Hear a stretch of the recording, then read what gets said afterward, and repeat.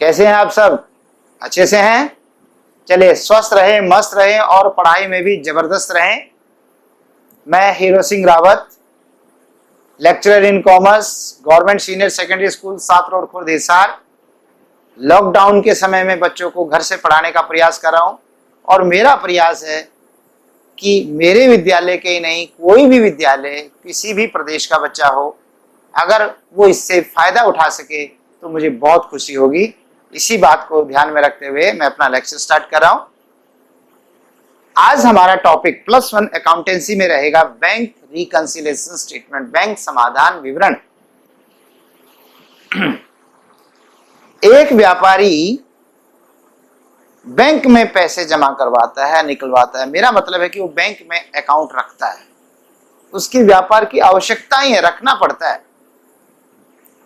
लेकिन वो फिर भी अपनी कैश बुक में एंट्री करता रहता है। आपको याद है cash book, double column cash book, जिसमें कैश कॉलम और एक बैंक कॉलम होता था। तो व्यापारी अपनी कैश बुक के बैंक कॉलम में एंट्री लिखता है और इसी बात को बैंक भी लिखता है। यानी ये कैश बुक हो गई, ये पासबुक हो गई जो बैंक रखता है, और दोनों लिखते रहते हैं हर बात को दोनों लिखते हैं। पर कभी कभी दोनों में अंतर आ जाता है। क्या अंतर आ जाता है? कभी कभी मैं बैंक के पास जाता हूं और मैं कहता हूं, बैंक आपने मेरे 50,000 रुपए देने, मेरे आपके पास 50,000 रुपए पड़े हैं। बैंक अकाउंट देख के कहता है, सॉरी सर, आपके तो 40,000 है। वो तेरी, ये कैसे हो गया कम? झटका लगता है जोर का। और कभी कभी उल्टा भी होता है, मैं कहता हूं, बैंक आपने मेरे 50,000 देने हैं। बैंक कहता है, सर आपके तो यहाँ पे 70,000 रुपए हैं। अरे वाह, मौज हो गई, 20,000 फालतू, फटाफट निकालो 20,000 रुपए और जाके उसकी पार्टी कर दो। ना, बिल्कुल नहीं, गलती है। अभी आप उसका कारण ढूंढ लीजिए कि आखिर ऐसा क्यों है। क्योंकि ऐसा जो अंतर आता है उसके कई कारण है अंतर आने के, कई समय की वजह से, गैप की वजह से आ जाते हैं, कोई गलतियों की वजह से आ जाते हैं। तो इसलिए हमें ऐसे खुश नहीं होना चाहिए और दुखी भी नहीं होना चाहिए। पहले उसका कारण जान लीजिए कि क्या कारण है। तो क्या होता है, जब कभी हम चाहते हैं कि चेक करना कि मेरे बैंक में कितना पैसा बाकी है, तो हम तो कैश बुक से बनाते ही हैं, लेकिन साथ के साथ पासबुक से भी चेक करवा लेते हैं और दोनों को सामने रख के देख लेते हैं। उसको मिलान करना, दोनों के बीच में यदि अंतर है तो अंतर क्यों है, किस किस एंट्री की वजह से, किस किस कारण से अंतर है, उसको ढूंढना ही बैंक समाधान विवरण कहलाता है। चलिए एक परिभाषा में करते हैं।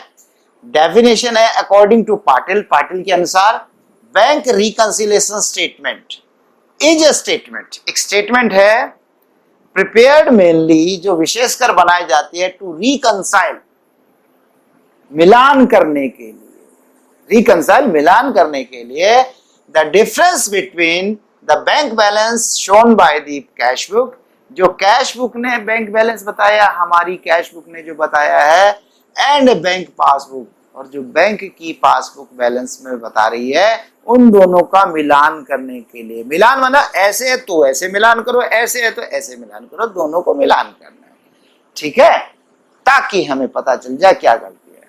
अब जब मिलान करके पता चलेगा कि कुछ गलती मैंने की है तो क्या इलाज है, मैं ठीक करूंगा, कुछ गलती बैंक ने करी है तो क्या इलाज है, बैंक ठीक करेगा, कुछ वास्तव में ही बात तो ठीक थी लेकिन बस समय की वजह से गड़बड़ दिख रही थी, आप ठीक कर देंगे उसको। ओके, इसे कहते हैं बैंक रिकंसिलिएशन स्टेटमेंट। तो क्या बैंक रिकंसिलिएशन स्टेटमेंट की भी एक बड़ी सी बुक बनानी पड़ेगी? नहीं भाई नहीं, बुक नहीं बनानी बच्चों, एक पेज पे बनाना है। कितनी तारीख को बनाना है? जब जरूरत पड़े। अच्छा, ये क्यों करना है? चलने दो ना, हमें भी अपने हिसाब से करने दो, बैंक को हिसाब करना चाहिए, जब मिलेगा देखा जाएगा। अरे भाई, गलती हो जाती है। आजकल अगर आप किसी व्यक्ति को चेक दे दो, चेक से पेमेंट कर दो, और उस वक्त आपके अकाउंट में पैसे नहीं पाए, तो बैंक चेक को कर देगा डिसऑनर, और डिसऑनर के बाद वो व्यक्ति जिसको मैंने चेक दिया था वो चाहे तो मुझ पे मुकदमा ठोक सकता है कि सर रावत सर ने जान के मुझे गलत चेक दिया है जिसमें पैसे ही नहीं थे और मुझे बेवकूफ बना दिया। तो बाद में मुकदमे में यदि मैं हार गया तो मुझे जुर्माना भी देना पड़ेगा, फाइन भी लगेगा, और साथ के साथ हो सकता है कि कोर्ट मुझे सजा भी दे दे। इसलिए इन चीजों से बचने के लिए आपको हमेशा पता होना चाहिए कि आपके बैंक में कितना पैसा है। ठीक है, तो चलिए हम आगे करते हैं कि आखिर ये अंतर आता क्यों है, कैसे आता है। देखिए, मैं आपके सामने एक कैश बुक का थोड़ा सा परफॉर्मा बना रहा हूं।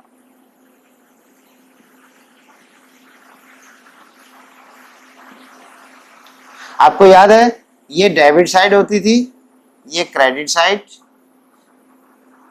प्लस प्लस पहले cash bank, cash bank column, plus plus minus और माइनस। मतलब जब भी कभी हम कैश जमा करवाते थे तो इधर जमा करते थे बैंक। कैश में बढ़ेगा पैसा यहाँ, बैंक में बढ़ेगा पैसा यहाँ, कैश में घटेगा यहाँ, बैंक में घटेगा यहाँ। प्लीज, अगर किसी बच्चे ने कैश बुक नहीं पढ़ी है, सब्सिडियरी बुक्स नहीं पढ़ी है, तो प्लीज इन टॉपिक को करने से पहले बंद कर दो यहीं और पहले आप कैश बुक कंप्लीट करके आओ। उसके बिना ये समझ में ही नहीं आएगा। ठीक है, अब इसी बात को जो बैंक है वो कैसे लिखता है वो बताता हूं आपको। ये पासबुक है।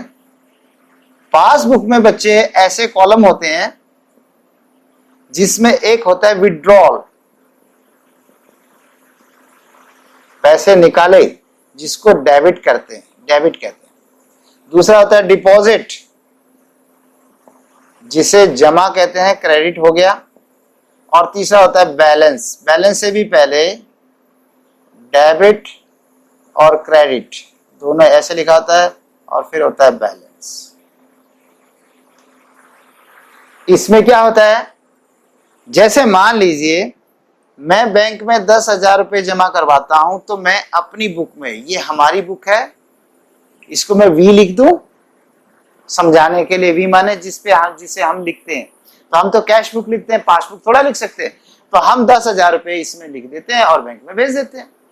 चाहे किसी के भी पैसे आए हो, वो तो वर्ड पर्टिकुलर तो जो भी है, राम से आया, श्याम से आया, सेल आया, कुछ भी आया, पर पैसे यहाँ जमा हुए और इसी को हम बैंक में भेजते हैं। तो बैंक यहाँ क्रेडिट में जमा करता है और फिर साथ का साथ बैलेंस कर देता है बैंक की आपका 10,000 रुपए क्रेडिट। देखना क्या हुआ, मैं कह रहा हूं कि bank you are my debtor, आप मेरे देनदार हो, आपने मेरे 10,000 देने हैं। और बैंक कहता है sir you are my creditor, आप मेरे लेनदार हैं, मैंने आपके पैसे देने हैं 10,000। क्या झगड़ा है? कुछ भी नहीं, बिल्कुल ठीक चल रहा है। मैं कह रहा हूं आपने देना है और बैंक कह रहा है यस आपने लेने। इसीलिए खास बात, हमारे हिसाब से डेबिट होगा और बैंक के हिसाब से हम क्रेडिट होंगे, ऐसे हो। फिर मान लीजिए हमने 3,000 रुपए निकलवाए बैंक से, तो हम इधर 3,000 माइनस कर देते हैं और 3,000 बैंक इधर माइनस कर देता है। और बैंक कहता है कि 10 में से 3 गए तो यहाँ पे 7,000 बच गए क्रेडिट। हम भी कह रहे हैं जब 10 में से 3 माइनस करोगे तो 7, मैं कहूंगा बैंक आपने मेरे 7 देने, और बैंक कहेगा यस सर मैंने आपके 7 देने। ठीक, अगर ये थोड़ा सा दिक्कत कर रहा हो ऐसे, ये डेबिट क्रेडिट ऐसे ही होता है पासबुक में। हमारे तो ये ऐसे टी फॉर्म है, हमारा तो है टी फॉर्म। और इसमें देखिए ये दोनों कॉलम एक ही साथ दे रखे हैं, इसमें है तो ये भी टी फॉर्म है लेकिन दोनों नजदीक दे रखे हैं। मैं आपको समझाने के लिए थोड़ा सा इसमें बदलाव कर रहा हूं। बदलाव कुछ नहीं कर रहा, इस कॉलम को उठा के थोड़ा इधर रख रहा हूं और इस कॉलम को इधर रख रहा हूं ताकि दोनों की शक्ल सेम हो जाए। कर दूं? हालांकि कुछ नहीं है, वही का वही है, समझने का ही बस थोड़ा सा फर्क रहेगा, बाकी कुछ नहीं है। देखिए मैं कर रहा हूं इसको, यहां पर मैं इनको हटा देता हूं और ये आपका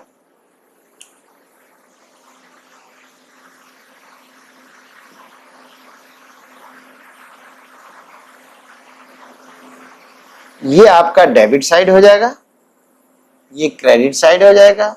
मैंने पहले बताया पासबुक ऐसी नहीं होती है, लेकिन समझाने के लिए ताकि थोड़ा कंपेयर समझ में आ जाए। और ये डेबिट साइड में यहां पर आपका माइनस होता है और इधर प्लस होता है, जबकि हमारे डेबिट में प्लस होता है तो बैंक के क्रेडिट में प्लस होता है, हमारे क्रेडिट में माइनस होता है, बैंक के डेबिट में होता है। और एक और, इसमें फिलहाल मुझे कैश कॉलम की जरूरत नहीं पड़ेगी। वो क्यों? क्योंकि मैंने सिर्फ बैंक से समाधान का, बैंक से संबंधित एंट्रियों का हिसाब किताब करना है, इसलिए फिलहाल के लिए मैं कैश वाला हटा देता हूं कि कैश की जरूरत नहीं है। ठीक है, सिर्फ बैंक कॉलम की समझ में आने के लिए कर रहा हूं इसे। चले बेटा आगे। अब देखिए, हमने 20,000 और जोड़े यानी बैंक में जमा कराए। पहले वो 10 वाले कर दूं मैं, 10 बैंक में जुड़े थे तो 10 ये हो गए, और 3,000 माइनस होते 3,000 ये हो गए। फिर हमने 20 प्लस किया तो बैंक ने 20 इधर प्लस कर दिया। अगर गौर करें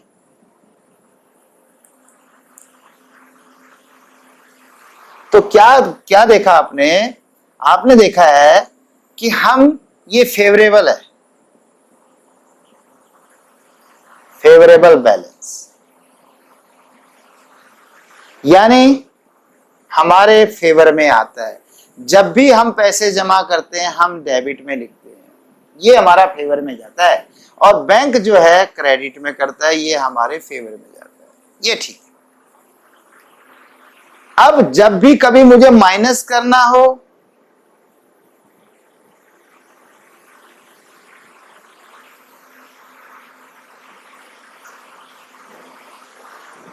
तो हम क्रेडिट में माइनस करते हैं और बैंक डेबिट में माइनस करता है। ये हमारे अगेंस्ट से है, अनफेवरेबल है, अनफेवरेबल बैलेंस, ये हमारे खिलाफ। ये याद रख पाओगे? क्या याद रखना है? किसी को समझ में ना आया कोई टेंशन मत लो, एक लाइन याद रखो, हम मतलब कैश। ये हम बोलना है बेटे, जैसे मैं पढ़ा रहा हूं फिर ऐसे एक बार तो पढ़ना पड़ेगा आपको, फिर आपको समझ में आ जाएगा। हम डेबिट में प्लस करते हैं और बैंक क्रेडिट में। पासबुक मतलब बैंक, पासबुक मतलब बैंक, कि बैंक जो है क्रेडिट में प्लस करता है, हम क्रेडिट में माइनस करते हैं और बैंक डेबिट में करता है। और ऐसा ही होता है, अगर दो व्यक्ति के अकाउंट में आपस में बात करें तो वहां भी ऐसा ही होता है। अगर मेरी बुक में आप डेबिट होंगे तो आपकी बुक में मैं डेबिट नहीं होऊंगा, नहीं तो झगड़ा हो जाएगा। मैं कहूंगा आपने डेबिट पैसे देने हैं, आप कहोगे सर आपने देने हैं, दोनों में उल्टा बैलेंस चलता है। ऐसा ही होता है बेटे, ठीक है। अब बेटे जो मैंने कहा था कि समाधान, बैंक रिकंसिलेशन, ये बेटे रिकंसाइल जो होता है, मिलान करते हैं, मिलान तिरछा कभी नहीं होता, ऐसे नहीं होता। यानी मेरे यहां तो मैं 15 अप्रैल तक की एंट्रियों का मिलान करूं और आपके यहाँ 30 अप्रैल तक की एंट्रियों का, या 15 की जगह 16 या 18 तारीख तक की एंट्री, ऐसे कभी मिलान नहीं होता। मिलान दोनों की सेम डेट का होता है। तो मान लीजिए मैं इसे लास्ट डेट कह देता हूं, बस जिस दिन हम मिलान कर रहे हैं उस दिन की डेट कह रहा हूं, डेट ऑफ रिकंसाइल, ये 15 तारीख। तो 15 तारीख तक जितनी एंट्री इसमें हो रही है, जैसे और कर देते हैं, 30,000 हमने बैंक में और जोड़ा। कैसे जोड़ा? किसी व्यक्ति ने मुझे चेक दिया, मैंने अपने एम्प्लॉय को भेजा, जाओ भाई इसको बैंक में जमा करा दो, और उसी समय मैंने अपनी कैश बुक में तो लिख लिया कि भाई जमा हो गया। हुआ नहीं है, पर ये मान के चलाओ कि जब ये मैंने जमा करवा दिया तो हो ही जाएगा, आज नहीं तो कल या परसों हो जाएगा। लेकिन बैंक उसी समय मेरे अकाउंट में पैसे जमा नहीं करता। बैंक पहले उस व्यक्ति के अकाउंट में चेक करेगा, और क्या पता उसका बैंक भी पता नहीं कौन सी जगह हो, पहले वहां से पैसे कम होंगे, वहां से डेबिट होंगे, यानी कम हो जाएंगे और माइनस हो जाएंगे, और तब मेरे खाते में जुड़ेंगे। तो हो सकता है बैंक मेरे खाते में थोड़ा लेट, जो ये 15 तारीख है उससे लेट जमा करे।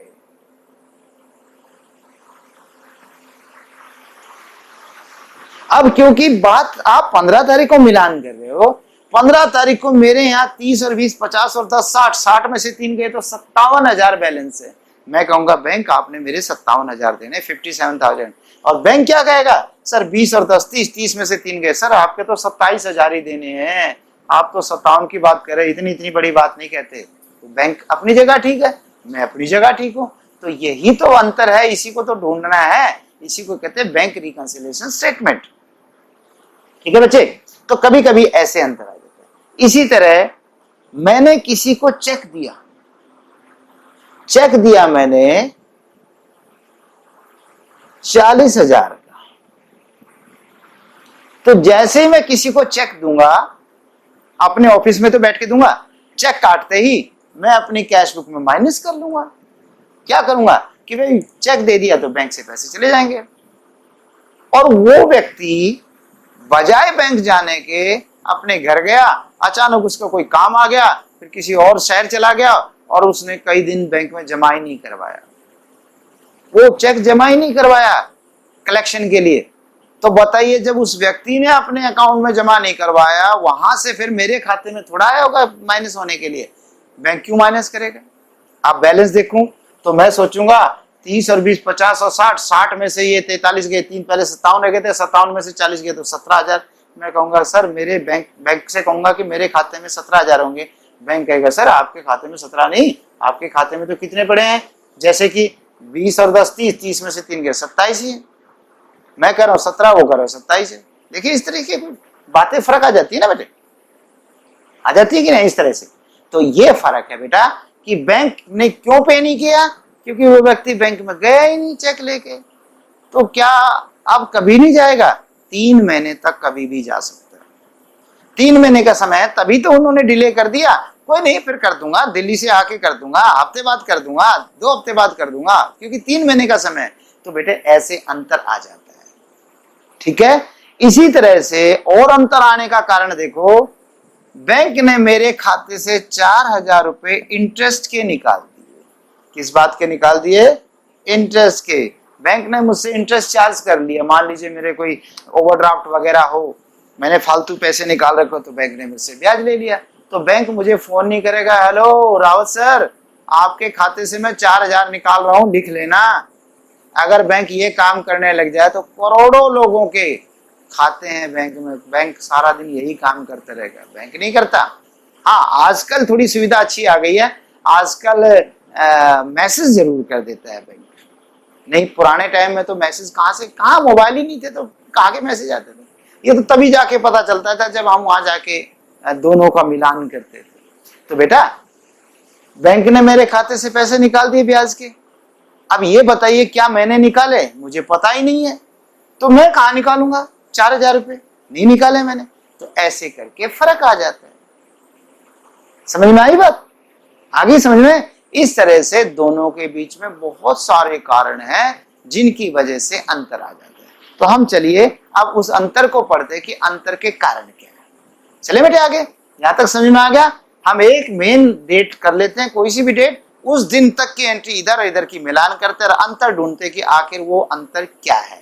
फिर उस अंतर का बाद में समाधान करते हैं कि यदि वो मेरे से गलती हुई है तो मैं ठीक कर लूंगा, मैं मतलब कैश बुक वाले, और अगर बैंक से गलती हो गई है तो बैंक ठीक कर लेगा। और अगर गलती सिर्फ समय की है, जैसे कि हमने जमा करवाए थे 20,000 वो 30,000 और थोड़ा लेट जमा हो गए, तो ये टाइम के हिसाब से खत्म हो ही गई, क्योंकि फिर बाद में तो ठीक है भाई हो गया बात खत्म, ठीक तो हो ही गया, थोड़ा लेट हुआ हो गया। तो इस तरीके से मिलान करते हैं। चले बेटे, तो आगे चलता हूं मैं आपको कि कौन कौन से पॉइंट है जिनकी वजह से दोनों में अंतर आता है। अब मैं आपको अंतर बताता हूं कि किन किन वजहों से दोनों बुकों में अंतर आ जाता है। देखिए, causes of difference in the cash book and passbook balances. हम 2 तरह से अंतर समझे। कैसे 2? एक, differences caused by time gap, ऐसे अंतर जो अंतर नहीं है पर समय के अंतराल की वजह से अंतर लगते हैं। मतलब हमने बैंक में जमा करवाया और बैंक ने लेट करा, लेट मतलब जो हम डेट मिलान की कर रहे हैं उससे लेट, तो क्या दोनों ने एंट्री नहीं कर दी? कर दी, लेकिन अंतर क्यों दिखाई दे रहा है? क्योंकि दोनों की टाइम गैप है। तो इस तरह के एक तो कुछ कारण टाइम गैप के हो सकते हैं, फिर दूसरे कौन से कारण हो सकते हैं? कुछ गलतियों के हो सकते हैं, या तो समय का गैप है उसकी वजह से गलतियां, टाइम गैप की वजह से, और या गलतियों की वजह से। गलतियां कौन करता है? हम ज्यादा करते हैं और बैंक थोड़ा कम करता है, पर दोनों कर सकते हैं। तो दूसरा है differences caused by errors committed in recording transactions. Difference caused by errors, जो गलतियों की वजह से अंतर आ जाता है, लेन देनों के लेखांकन में अशुद्धियों के कारण, गलतियों के कारण। वो कैसे? इसमें नंबर 1 है errors committed in recording transaction by the firm, firm द्वारा गलतियां करना यानी हमारे द्वारा गलती होना। और दूसरा है errors committed in recording transactions by the bank, और बैंक द्वारा गलती होना। तो देखा, समझ में आया? अब चलते हैं आगे कि क्या कि जो समय गैप है, टाइम गैप है, उसकी वजह से कौन सी गलतियां होती है। देखिए, चेक इशूड, इशू मतलब जारी करना, इशूड मतलब जारी करना,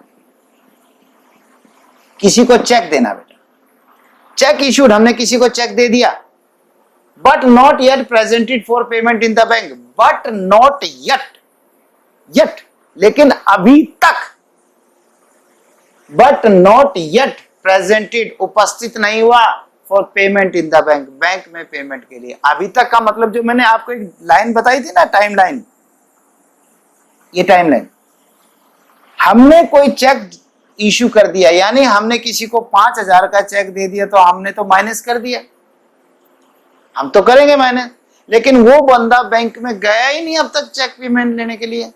तो देखिए, but not yet presented for payment, लेकिन वो अभी तक बैंक में प्रेजेंट ही नहीं हुआ, तो अंतर आएगा कि नहीं? ये टाइम गैप है, आ जाएगा आज, नहीं तो शायद महीने बाद आ जाए, 2 महीने बाद है, उसके पास तो 3 महीने का समय है।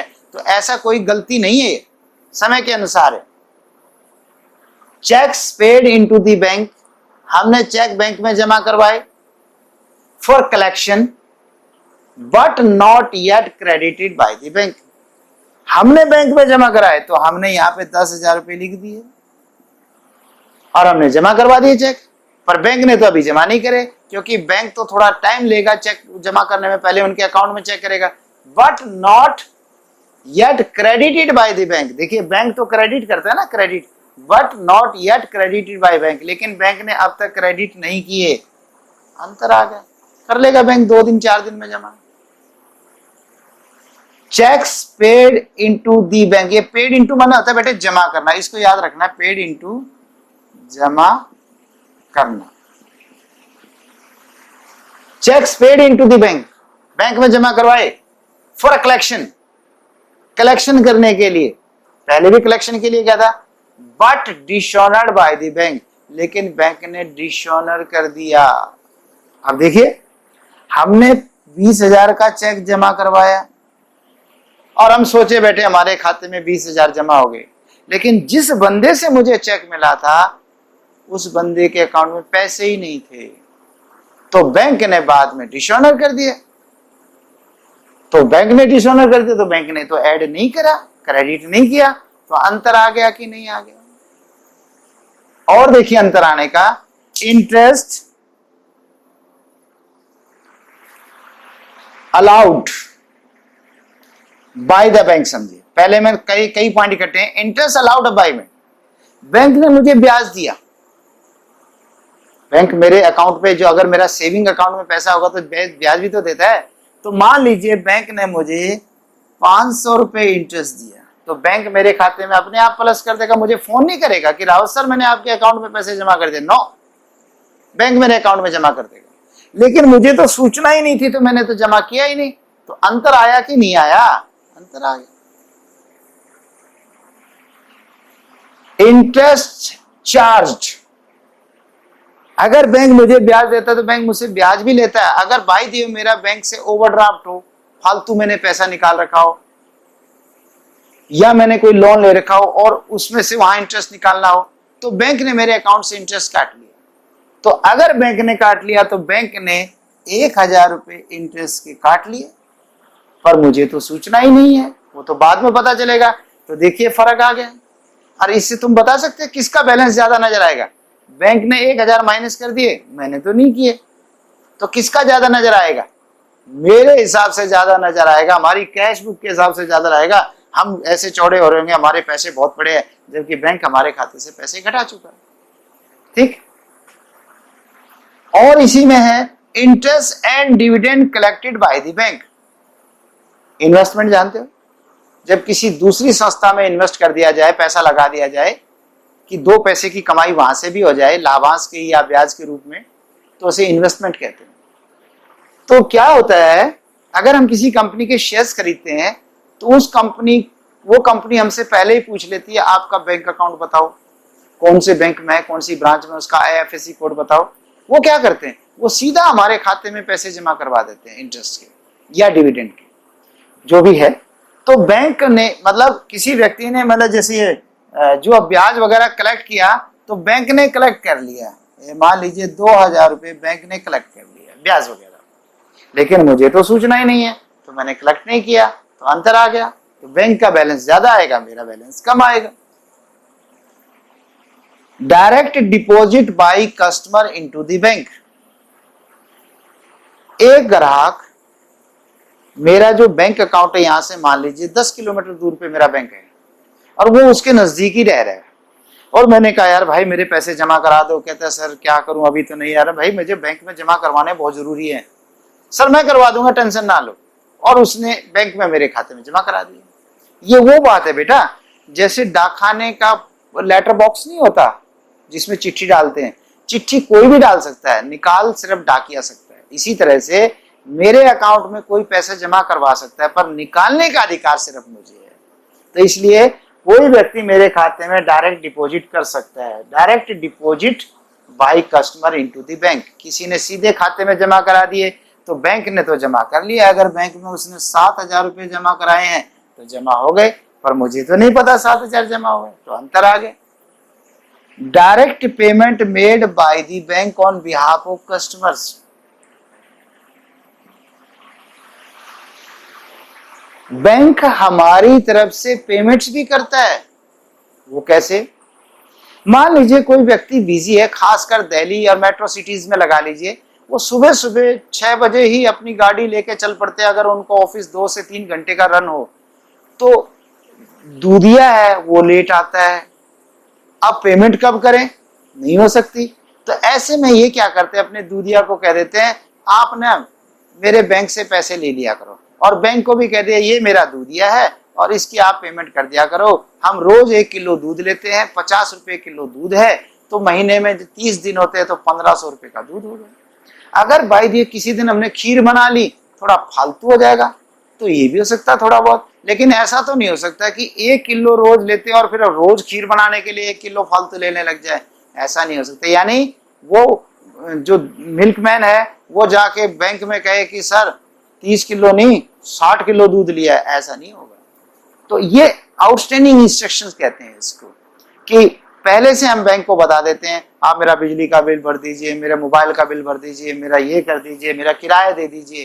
तो इस तरीके बैंक हमारी तरफ से ऑन बिहाफ ऑफ कस्टमर की तरफ से भी पेमेंट कर सकता है। तो यहाँ पर बैंक ने मान लीजिए 15,000 रुपये घटा दिए, पर मुझे तो सूचना ही नहीं है। हालांकि काम है नहीं है, पर मुझे इसलिए सूचना नहीं है, अभी तो पता नहीं ना। जब बैंक में जाके स्टेटमेंट लेके आऊंगा, मिलाऊंगा, तब पता चलेगा ओहो ये गड़बड़ थी। इतने मुझे क्या पता है। Bank charges and commission charge by the bank. अभी अभी मैंने आपको बताया कि बिल भरता है, किराया दे देता है, ये करता है, वो करता है बैंक। तो बैंक इसके लिए बैंक चार्जेस भी तो लेता है।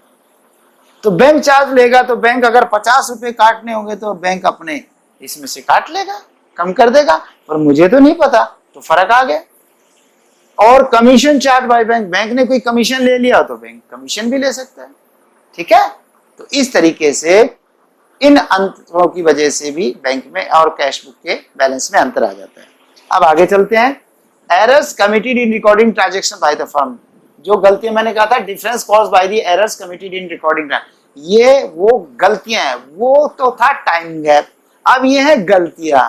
गलती इंसान से ही होती है। देखिए क्या गलती, errors committed in recording transaction by the firm, firm के द्वारा गलती हो जाए। क्या गलती कर सकती है फर्म?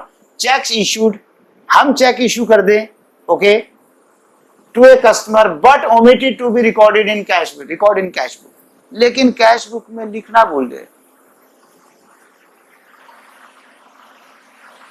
हमने चेक काटा, हम यहां लिखना भूल गए, जैसे लिखने लगे इतने में फोन आ गया, मैं फोन सुनने लगा, उसको चेक देके भेज दिया, अच्छा ओके आप जाइए, और बाद में फिर दूसरे काम से चला गया, मैं अपनी बुक में भूल गया। मैं चाहे लिखूं चाहे ना लिखूं, यदि मैंने किसी को चेक दे दिया और वो बंदा चेक लेके बैंक में चला जाए तो बताइए पेमेंट होगी कि नहीं? पक्का होगी। तो बैंक जो है पेमेंट कर देगा, तो बैंक तो पेमेंट करेगा करेगा। मैं हटा दूं इनको थोड़ा सा, तो मान लीजिए 3000 का है तो बैंक 3000 रुपए का काट देगा, क्योंकि मेरे साइन है, चाहे मैं एंट्री करूं चाहे ना करूं। तो देखिए मेरे से गलती होगी। Cheque sent for collection, collection के लिए भेजे, but omitted to record in cash book, लेकिन कैश बुक में रिकॉर्ड करना भूल गए। हमने कलेक्शन के लिए भेज दिए, जैसे ही किसी का चेक आया मैंने सोचा अभी कैश बुक में लिखूंगा, और कैश बुक मेरे अलमारी में बंद है, वहां ताला लगा हुआ है, चाबी थोड़ी देर में आएगी। इतने में मेरा एक एम्प्लॉय जाने लगा, कहाँ जा रहे हो? बैंक में जा। अरे जल्दी ये भी ले जा भाई, इसको भी जमा करा दिया, लिख लूंगा मैं बात, और बाद में मेरे दिमाग से उतर गई। तो मैंने तो यहाँ कलेक्शन करा ही नहीं, लिखा नहीं, लिखना चाहिए था, मेरी गलती है। और वह ने भेज दिया, तो बैंक में भेज दिया, तो अगर सही है तो बैंक तो करेक्ट करेगा ही करेगा। मान लीजिए यहाँ पे 9000 रुपये हो गए, तो बैंक 9000 रुपये कलेक्ट कर देगा, तो बैंक तो जोड़ेगा, मैंने नहीं जोड़ा। तो इस तरह से हमसे भी गलती हो जाती है। Errors committed in totalling of cash book, कभी कभी हमसे कैश बुक के टोटल में भी तो गलती हो सकती है। अगर मैं इधर बहुत सारी रकमें, इधर बहुत सारी है, कई बार करते करते करते एक आधा अक्षर गलत हो जाता है, तो यदि मैं गलत कर दूं तो भाई फर्क तो आएगा ही। इसी तरह से errors committed in recording transaction by the bank, अब बैंक भी गलती करता है। For example wrong entry made by bank by mistake, bank गलती से मेरे खाते में कोई एंट्री कर दे गलत। अब मैंने ये नहीं कहा कि प्लस करे, प्लस भी कर सकता है, माइनस भी कर सकता है। किसी के पैसे गलती से मेरे अकाउंट में जुड़ गए, मैंने एक दिन बताया था रमेश रोमेश, है ना। अब रमेश रोमेश इसी तरह से किसी के पैसे थे मेरे खाते में डाल दिए गलती से, तो ये याद रखें अगर गलती से मेरे खाते में आ गए तो बैंक जब कल को गलती पकड़ेगा तो पैसे निकाल लेगा, हमसे ले लेगा, इसलिए इसकी पार्टी मत कर देना बेटे। कहीं सोचो कि फालतू आ गए निकाल के यार कर लो पार्टी, नहीं बेटा ऐसा नहीं हो सकता। इसी तरह से बैंक गलती से मेरे खाते से पैसे निकाल सकता है, हो सकता है गलती हो जाए, तो ऐसे में वैसे चांसेस कम होते हैं पर हो तो सकता है ना। इस तरीके से ये सारी रीजन थे जिन कारणों की वजह से दोनों बुकों में अंतर आ जाता है। मुझे लगता है आपको समझ में आ गया होगा, अच्छे से आ गया होगा। अब नेक्स्ट लेक्चर में हम इसका न्यूमेरिकल क्वेश्चंस करेंगे और आपको बड़ा अच्छे से समझ में आएगा। Okay, bye bye, take care.